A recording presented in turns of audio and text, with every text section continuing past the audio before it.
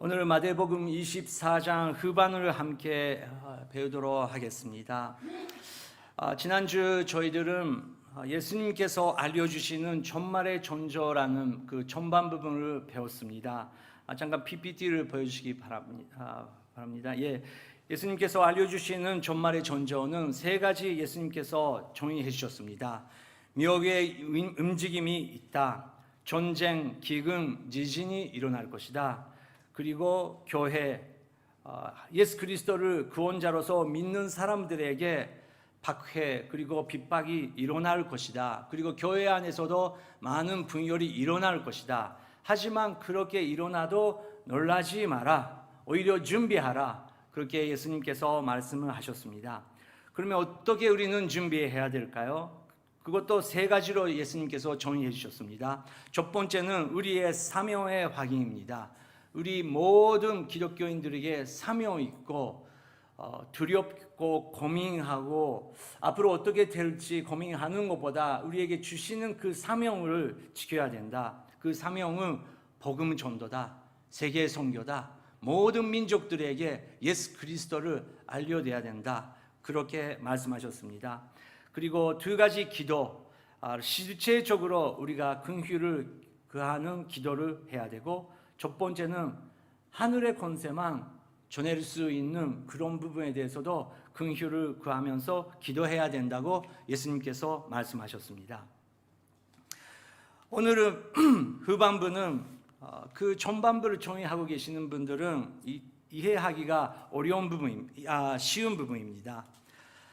첫 번째는 PPT에 안 나오지만 역시 우리를 현혹하는 사람들이 나타날 것이다. 그리고 두 번째는 천재지변, 정말 우리가 지금까지 들어본 적이 없는 그런 일이 일어날 것이다. 하지만 세 번째, 예수님의 계획, 예수님께서 선택하시는 사람들에게 확실히 한 계획이 있기 때문에 그것을 믿는 사람들은 기억하고 있어야 된다.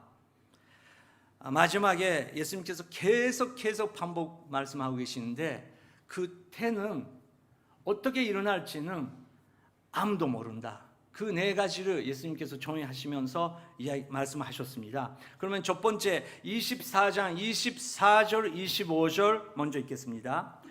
가짜 그리스도들과 가짜 예언자들이 나타나 놀라운 표적과 기사를 보이면서 가능한 한 선택받은 사람들을 가지도 현혹할 것이다. 보라, 그때가 오기 전에 내가 미리 너희에게 알려두었다. 성경책 가지고 계신 분들은 가능한 한 선택받은 사람들 같이도 현혹할 것이다. 그 구절에 손을 그어주세요. 예수님께서 확실히 말씀하시는 것은 교회 안에 있는 사람, 오랫동안 믿고 있는 사람, 나는 선택받았다. 그렇게 알고 있는 사람조차도 현혹할 것이다. 그렇게 예수님께서 알려주셨습니다. 어떻게 그것을 할까요? 가짜 예언자들이 나타나서 놀라운 표적을 그리고 기사를 보여준대요. 어떤 그 기사입니까? 요한계시록 13장 11절부터 15절까지 이런 구절이 있습니다. 같이 읽겠습니다. 또 나는 다른 짐승이 땅에서 올라오는 것을 보았습니다. 그 짐승은 어린 양처럼 두 뼈를 가졌고 말하는 것이 용과 같았습니다. 그는 첫 번째 짐승을 대신해서 모든 권세를 그 앞에서 행하고 땅과 그 안에 거하는 사람들도 하여금 장면상에서 나온 그 첫 번째 짐승을 경배하게 했습니다. 또 그는 사람을 앞에서 그 기적을 행하되 심지어 불이 하늘에서 땅으로 내려오게 했습니다. 그는 첫 번째 짐승 앞에서 행하도록 하는 이적들을 가지고 땅에 거하는 사람들을 현혹하며 말했습니다. 칼에 맞아 산초를 입었다가 살아난 짐승을 위해 의상을 만들라. 또 그는 첫 번째 짐승의 의상에게 생기를 주어 그것이 말하게 하고 그 짐승의 의상에게 경배하지 않은 사람을 모두 죽게 했습니다. 요한계시록 13장에 두 가지의 짐승이 나타나죠. 바다에서 나타나는 짐승, 그리고 땅에서 나타나는 짐승. 첫 번째 짐승은 이 세상의 권력을 사용하면서 존지 그리고 통의 힘을 쓰면서 그 기독교인들을 어렵게 하는 존재입니다. 근데 두 번째는 예수님께서 계속 말씀하시는 가짜 예언자들, 가짜 예수 그리스도, 그런 권세들이 엄청나게 그 힘을 쓰게 한다는 것입니다. 약간 만화 같은 글인데, 근데 예수님께서 이것이 일어날 것이다. 11절을 보면 어린 양처럼 두 뼈를 가졌다가 말을 하는 것은 용과 같다고 말하고 있습니다. 보이는데 약간 어린 양처럼 보인대요. 그래서 헷갈리는 것입니다. 그래도 그 내용은 용과 같다. 놀라운 것은 첫 번째 짐승은 치는데 그래도 그것이 다시 한번 살아난대요. 살아나고 그거를 겸비하게 만들려고 두 번째 짐승이 움직인다고 합니다. 14절 마지막 부분 보면 칼에 맞아 상처를 입었다가 살아난 짐승을 위해 의상을 만들고 또 그는 첫 번째 짐승의 의상에게 생기를 주어 그것이 말을 하게 하고 짐승의 의상에게 겸비하지 않은 사람을 모두 죽게 했다고 써 있습니다. 그 의상 만드는데 우리가 보는 의상처럼 그냥 가만히 있는 것이 아니고 말을 하기 시작한대요. 그래서 사람들은 이렇게 신비스러운 일, 이렇게 큰 일을 할 수 있는 사람은 역시 지금 오시는 그리스도가 아닌가, 그렇게 사람들을 헷갈리게 만든다고 그런 것입니다. 그래서 지난주도 제가 말씀드렸지만 이제 많은 기적이 일어날 것입니다. 정말 성령님께서 주시는 기적도 있을 것이고 예언도 있을 것이고 반언도 있을 것입니다. 하지만 제가 한참 말을 하는 대로 지금 인도에서 기도했지만 인도 힌두교 안에서는 예언이 있습니까? 있습니다. 반언이 있습니까? 있습니다. 티베트 미르교들 새벽 기도 있습니다. 3시부터 그 사람들을 기도하고 있습니다. 저는 이 눈으로 한참 보고 왔습니다. 죽은 사람의 살아나는 것을 믿고 있습니까? 놀랍게도 그 사람들은 믿고 있어요. 그런 능력이 있다고 믿고 있어요. 근데 확실히 다른 부분은 그렇게 보이는 능력 그 외로 확실히 우리가 갖고 있는 한 가지는 예수 그리스도의 십자가의 사랑을 통해서 우리의 죄가 용서받을 수 있다라는 엄청난 기적입니다. 그게 그렇기 때문에 그것을 놓고 더 우리가 기적을 보고 싶다, 더 치유받고 싶다, 더 예언을 보고 싶다, 그것도 당연히 중요한 일입니다. 하지만 말씀 그리고 성령 그리고 십자가와 부활 그 외에는 하나님께서 주시는 최고의 기사 그리고 사인은 없다고 우리는 믿어야 된다는 것입니다. 앞으로 더 카리스마적인 그 리더들이 나타날 것입니다. 근데 여러분 계속 사람을 볼까요? 말씀만 믿을까요? 성령님께서 우리에게 알려주시는 그 말씀 붙잡으면서 우리는 이겨나가야 된다는 그런 시대가 온다는 것입니다. 26절부터 28절까지 예수님께서 그래서 이렇게 경고하십니다. 시작. 그러므로 누가 너희에게 그리스도께서 저기 광야에 계신다라고 해도 나가지 말고 또 그리스도께서 여기 거르방에 계신다라고 해도 믿지 마라. 번개가 동쪽에서 지면 서쪽까지 번쩍이듯이 인자가 오는 것이 그럴 것이다. 시체가 있는 곳에 독수리들이 모여드는 법이다. 네, 어제 번개가 심했죠. 정말 그 소리도 심했습니다. 근데 번개가 동쪽에서 치면 서쪽까지 번쩍이듯이 예수님께서 오시는 것은 그렇게 금방 오신다는 것입니다. 그래서 지금부터 매일매일 우리가 준비해야 된다는 것입니다. 시체가 있는 곳에서 독수리들이 모여드는 법입니다. 그거 어떤 의미인가요? 시체가 있대요. 근데 독수리들이 당연히 거기에 모입니다. 근데 우리는 그거 시체인데, 그거 생명 없는데 왜 거기에 사람들이 모일까? 그렇게 신기한데, 말씀을 아는 사람은 그거는 그냥 신기한데, 그래도 독수리들 모이는 것처럼 시체에 모인대요. 가짜에 모인대요. 그래도 놀라지 말라고 예수님께서 말씀하십니다. 더 놀라운 그 기사가 나타납니다. 29절 30절 읽겠습니다. 그 환란의 날들이 끝나자마자 해가 어두워지고 달이 빛을 내지 않은 것이며 별들이 하늘에서 떨어지고 하늘의 세력들이 흔들릴 것이다. 그때 인자의 표적이 하늘에 나타날 것이고 세상의 모든 민족이 통곡할 것이다. 그들은 인자가 능력과 큰 영광 가운데 하늘의 구름을 타고 오는 것을 보게 될 것이다. 아멘. 천재지변이 일어난다는 것입니다. 해가, 달이, 그 별들이 지금까지 본 적이 없는 만큼의 이상한 그렇게 움직임을 우리가 볼 수 있게 된다는 것입니다. 그것은 우리 인류는 아직 경험하지 않은 것 같습니다.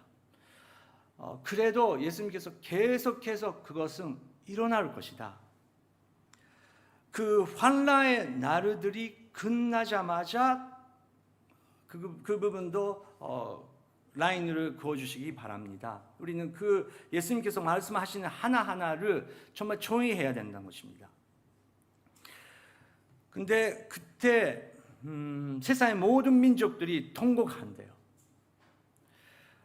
그 찬명을 요한계시록 6장 12절부터 17절까지 이렇게 나타납니다. 12절부터 읽겠습니다. 여섯 번째 인을 대실 때 나는 보았습니다. 큰 지진이 일어나고 해가 머리털로 찬 총같이 검게되고 달은 온통 빛빛으로 변하고 하늘의 별들은 무화과 나무가 거센 바람에 흔들려 서리기 열매를 떨어지는 것처럼 떨어지고 하늘의 두루마리가 말리 사라지고 모든 산과 섬들은 있던 자리에서 사라졌습니다. 그러자 땅의 왕들과 귀족들과 장군들과 부자들과 권세자들과 모든 노예들과 모든 자유자들이 동굴들과 산속의 바위에 들고 산들과 바위들을 향해 외쳤습니다. 우리 위에 무너져 내려라. 그래서 보좌에 앉으신 이의 얼굴과 어린 양의 진노로부터 우리를 숨겨다오. 이는 그들의 진노의 큰 날이 이르렀기 때문에 누가 교도할 수 있느냐. 첫 번째 그 성경 가지고 계신 분은 요한계시록 6장을 열려주시기 바랍니다. 이것이 되게 체계적으로 서 있습니다. 여섯 번째 인을 대실 때 요한이 봤다고 합니다. 먼저 그 요한계시록에서는 일곱이라는 숫자가 굉장히 중요하지 않습니까? 여기서도 일곱으로 설명하고 있습니다. 지진, 해, 그리고 달, 하늘별, 그리고 서리, 죄송합니다. 하늘, 여섯 번째 상, 섬, 그렇게 일곱 개를 보여주면서 하늘에 있는 것은, 땅에 있는 것은 모든 것이 그렇게 변화갈 것이다. 확실히 인간들을 알게 될 것이다. 근데 그때 그러면 이 인류의 지도자들이 그것을 보면서 하나님께 돌아갈까요? 회개할까요? 지금 딱 우리는 출애굽기를 지금 우리가 묵상하고 있는데, 매일 묵상하고 있는데, 모세 그리고 파라오의 그 싸움을 우리가 볼 수 있었습니다. 모세가 아니고 사실은 하나님과의 그 파라오의 그 싸움이죠. 근데 파라오는 계속 하나님께 돌아가지 않는다는 것입니다. 15절부터 보면 요한계시록 6장 15절부터 보면 일곱 개의 그 사람들의 그 이름이 나옵니다. 왕, 귀족, 장군, 부자, 권세자, 노예, 자유자. 이것도 모든 권력이 있는 사람들, 그리고 우리 같은 보통 사람들, 모든 사람들이 하나님께 돌아가지 않는데요. 동그들과 산속 바위의 틈에 숨고 산들과 바위들을 향해 외쳤습니다. 우리 위에 무너져 내려라. 그래서 보좌에 앉으신 이와 얼굴과 어린 양의 진노로부터 우리를 숨겨다오. 어린 양의 존재를 알고 있는 것입니다. 하나님의 존재를 알고 있는 것입니다. 그래도 죽는 것이 낫다고 그렇게 고백하는 것입니다. 여러분, 정말 우리는 회개할 수 있는 것은 정말 은혜. 저희들은 지금 예배 드릴 수 있는 것이 그것은 은혜밖에 없고, 우리가 누군데 하나님께서 그 은혜를 주시는지 우리도 이해할 수 없습니다. 우리가 그러면 다른 사람들보다 열심히 살았나요? 좋은 일 했나요? 우리 기독교인들보다 더 좋은 일을 하고 있는 사람들도 많이 계시는 것은 우리가 알고 있잖아요. 이것은 하나님의 신비 안에서 하나님께서 우리에게 회개할 수 있는 부드러운 마음을 허락해 주셨다는 것입니다. 이는 그들의 진노의 큰 날이 이르렀기 때문이다. 너가 견뎌낼 수 있겠느냐? 그렇게 고백하면서 죽어간다는 것입니다. 하지만 그때 더 놀라운 것이 일어난다고 성경에 써 있습니다. 마태복음 24장 31절 읽겠습니다. 그리고 인자가 큰 나팔 소리와 함께 자기 천사들을 보낼 것이며 그들은 하늘 이 끝에서 저 끝에까지 사방에서 그가 선택한 사람들을 모을 것입니다. 네, 그리고 그때 그렇게 천재지변이 일어나고 있고 사람들이 회개하면 좋은데 더욱더 그 마음이 걷어지고 하나님을 원망하는 사람들이 있지만, 그럴 때 인자가 큰 나팔 소리와 함께 자기 천사들을 보낼 것이다. 그들은 하늘 이 끝에서 저 끝까지 사방에서, 사방 그 손으로 그어주시기 바랍니다. 사방에서 그가 선택한 사람들을 모을 것이다. 이것이 굉장히 그 서마 있는 구절입니다. 여러분, 우리 24장 31절만이라도 외워야 됩니다. 그렇지 않으면 앞으로 더 정말 혼돈스럽게 되고 혼란하게 될 것입니다. 사방, 여러분 사방 무슨 뜻일까요? 요한계시록 7장 1절부터 3절까지 그것은 설명되고 있습니다. 일곱은 완전수이고 넘버 4는 세계를 의미합니다. 이 세상 모두 의미합니다. 요한계시록 7장 1절부터 3절까지 읽겠습니다. 이 일 후에 나는 내 천사가 땅의 내 모퉁이에 서서 땅의 내 바람을 붙잡아 땅이나 바다나 나무에 붙지 못하도록 막는 것을 보았습니다. 그리고 나는 다른 천사가 살아계신 하나님의 인을 가지고 해 돋는 데서 올라오는 것을 보았습니다. 그는 땅과 바다를 권세를 받은 네 천사의 큰 소리로 외쳐 말했습니다. 우리가 우리 하나님의 종들의 임의를 지키지 너희는 땅이나 바다나 남들을 해치지 마라. 네, 이 일 후에 나는 네 명의 천사가 땅의 네 모퉁이에서 서서 그리고 땅의 네 바람을 붙잡아 그런 장면이 나옵니다. 아까도 말씀드렸듯이 네라는 숫자는 온 세상입니다. 유니버스입니다. 근데 그 네 천사가 그 모든 것을 관리하고 있는 네 천사가 네 모퉁이에 서서 땅의 네 바람을 붙잡아 이거 네 바람을 불기 시작하면 이제 지금은 우리가 살고 있는 세상은 다 막아버리는 것입니다. 그래도 그 바람을 붙잡고 있대요.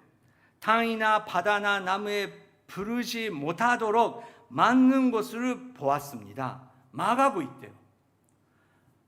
아직 지금 우리는 힘내서 이것을 지켜야 된다고 천사들이 지키고 있대요. 2절 그리고 나는 다른 천사가 살아계신 하나님의 인을 가지고 해 도는 데서 올라오는 것을 보았습니다. 네 천사가 그렇게 우리를 지키기 위해서 붙잡고 있는데 또 다른 천사가 나타난대요. 근데 그 천사가 가지고 있는 것은 하나님의 인을 가지고 있대요. 그는 땅과 바다를 해칠 권세를 받은 내 천사에게 큰 소리로 말했습니다. 우리가 우리 하나님의 종들의 이마에 인을 지기 같이 너희는 땅이나 바다나 나무들을 해치지 마라. 이것은 어떤 의미가 있을까요? 복음 선교입니다. 예수 그리스도의 십자가를 통해서 구원 받을 수 있고 하나님의 인을 받을 수 있는 사람들이 아직 있다는 것입니다. 그래서 우리는 지금 일이 해야 된다. 복음을 전해야 된다. 그렇게 천사가 외쳤다는 것입니다. 그러면 예수 그리스도의 복음을 누가 전할까요?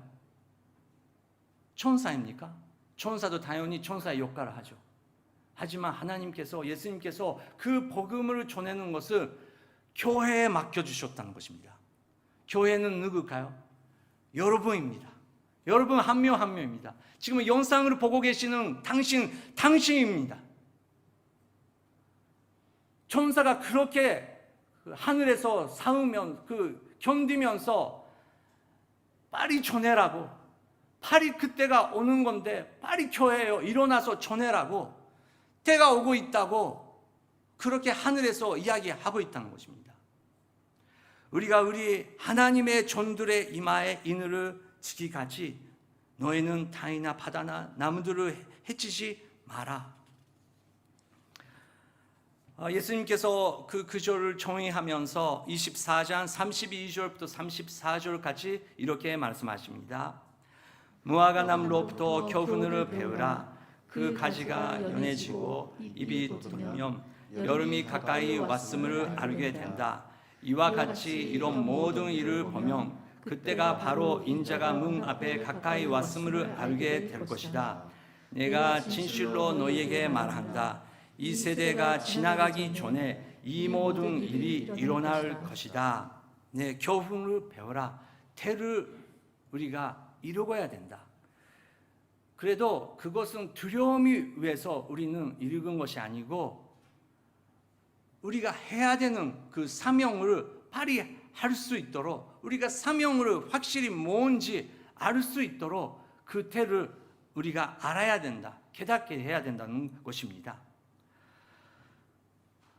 이제 그때가 바로 인자가 문 앞에 가까이 왔음을 알게 될 것이다. 여러분, 모세는 그렇게 파라오랑 싸우면서 알고 있었을까요? 알고 있었습니다. 근데 히브리 사람들은 다 알고 있었을까요? 때는 몰랐습니다. 그래도 지금까지 400년 우리는 이 땅에 살아왔지만 이런 일이 본 적이 없다라는 소리를 계속 듣게 된다는 것입니다. 근데 마지막에 그 모세를 통해서 정말 은혜 가운데 그 어린 아이의 피를 기둥 위에 얹는 사람들에게는 정말 그 사마의 권세가 지나가는 일을 사람들이 경험하게 되는 것입니다. 그것이 그냥 은혜가 아니면 무엇일까요? 열심히 일해서 그런 건가요? 열심히 헌금해서 그런 건가요? 천만의 말씀입니다. 오직 하나님의 말씀을 순종하면서 어린 양 보혈에 능력이 있다는 것을 믿으면서 그렇게 순종했기 때문에 그 사마의 권세가 거기서 지나가는 것입니다. 세대가 지나가기 전에 이 모든 일이 일어날 것이다. 이 세대가 지나가기 전에, 일본 말로는 반대로 통역되고 있는데, 고레라노 것도가 스베테 오코루 마데와この時代が過ぎ去ることはありません. 똑같은 의미죠. 근데 모든 것이 일어날 것이다. 그래서 놀라지 마라. 준비하라. 교회가 분열했다? 놀라지 마라. 내가 말했잖아. 교회 반수의 사람들이 넘어갔다? 놀라지 마라. 내가 그렇게 말했잖아. 말씀 모르는 사람들은 넘어갈 수밖에 없는 정도의 신비스러운 기적이 계속해서 일어났기 때문에 그런 거에 대해서 흔들리지 마라. 이 세대가 지나가기 전에 이 모든 일이 일어날 것이다. 그래서 말씀이 중요합니다. 35절 36절 예수님께서 이렇게 말씀하십니다.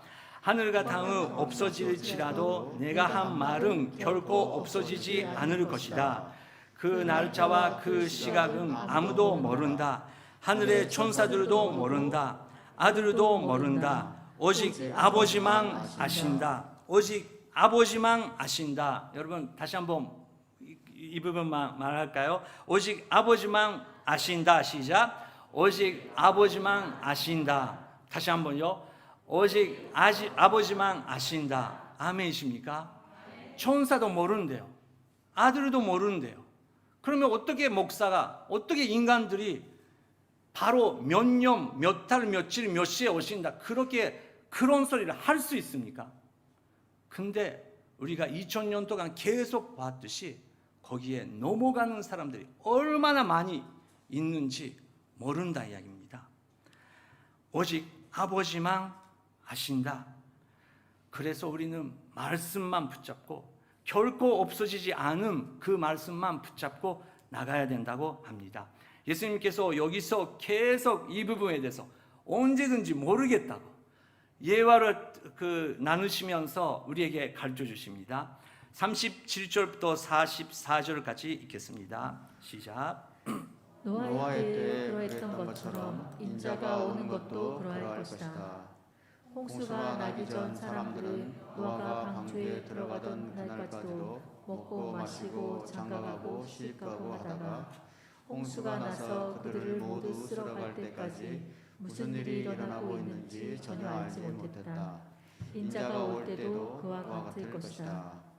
두 사람이 들에 있다가 한 명은 데려가고 다른 한 명은 남게 될 것이며 두 여자가 맷돌을 갈다가 한 명은 데려가고 다른 한 명은 남게 될 것이다.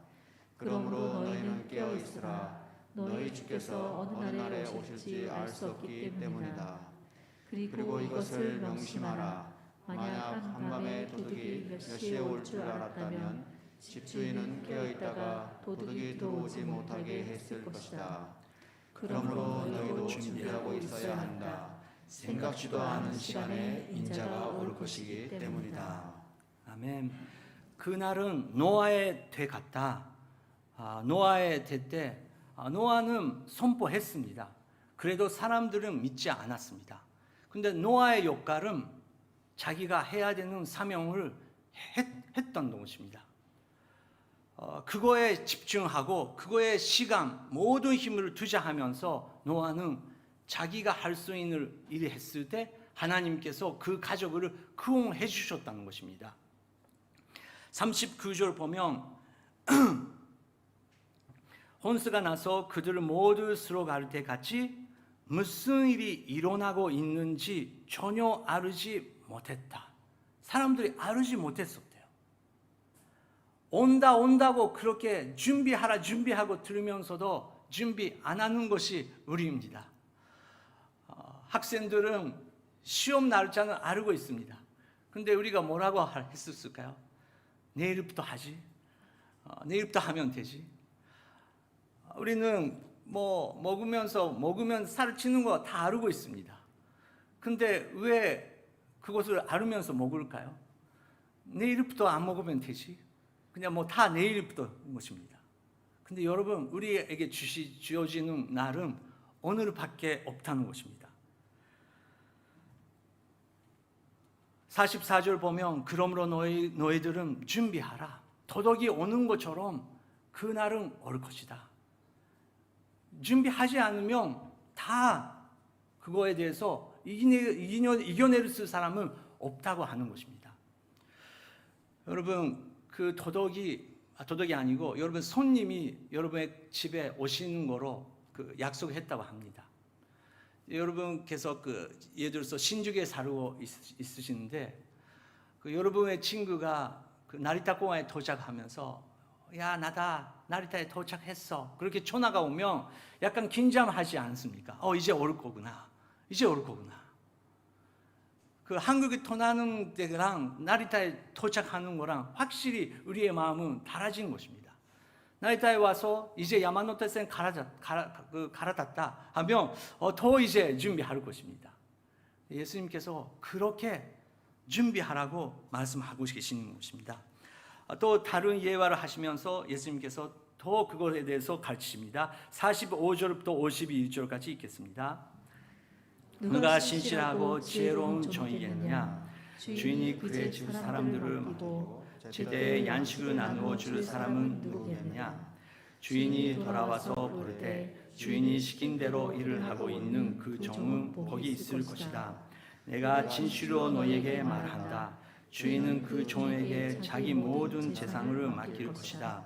그러나 그 종이 악한 마음을 품고 생각하기를 내 주인은 아직 멀리 있다라고 하며 함께 일하는 다른 종들을 데리고 술을 좋아하는 친구들과 먹고 마시면 종은 마치 생각지도 못한 날에 그리고 알지도 못한 시간에 그 종의 주인이 돌아와 그 종은 조별을 하고 위선자들과 함께 달리니 그들은 거기서 슬퍼 울며 이를 가를 것이다. 네. 네가 신실하고 지혜로운 종이겠느냐?